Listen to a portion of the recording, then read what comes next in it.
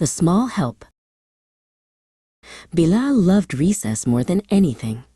He stood on the bright green grass, clutching his favorite black and white soccer ball. The sun was warm on his shoulders, and the playground was filled with the happy sounds of children running. He couldn't wait to start the big game.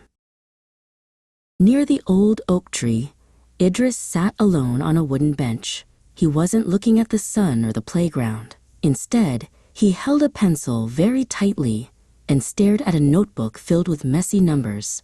A small, sad frown was tucked between his eyebrows.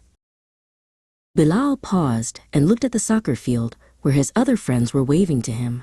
He really wanted to play, but then he looked back at Idris. Bilal remembered how hard math could be sometimes, like trying to climb a mountain made of slippery glass. Bilal walked over to the bench and sat down next to his classmate. "Do you want some help with that?" he asked in a kind, quiet voice. Idris looked up, his eyes wide with surprise. He slowly nodded and moved his notebook so Bilal could see the problems.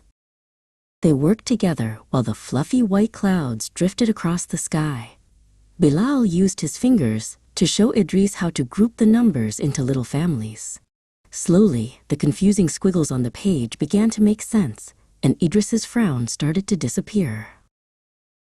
The next morning, Idris came running down the hallway toward Bilal. He was waving a piece of paper high in the air. At the very top, there was a bright, shiny gold star.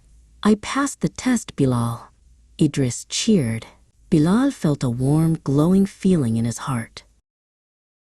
A week later, it was art class. The students were asked to build tall towers out of thin wooden sticks and glue. Bilal was trying his best, but his tower was very wobbly. Every time he added a new floor, the whole thing would lean dangerously to the left. Suddenly, the tower gave a loud click and collapsed into a pile of sticks on the table. Bilal sighed and put his head in his hands. He felt frustrated. No matter how hard he tried, he couldn't hold the base steady and glue the top at the same time.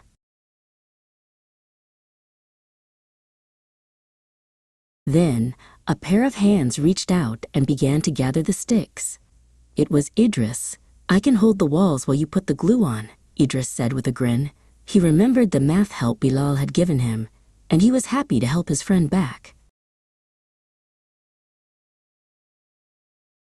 Together, they built the tallest and strongest tower in the whole class.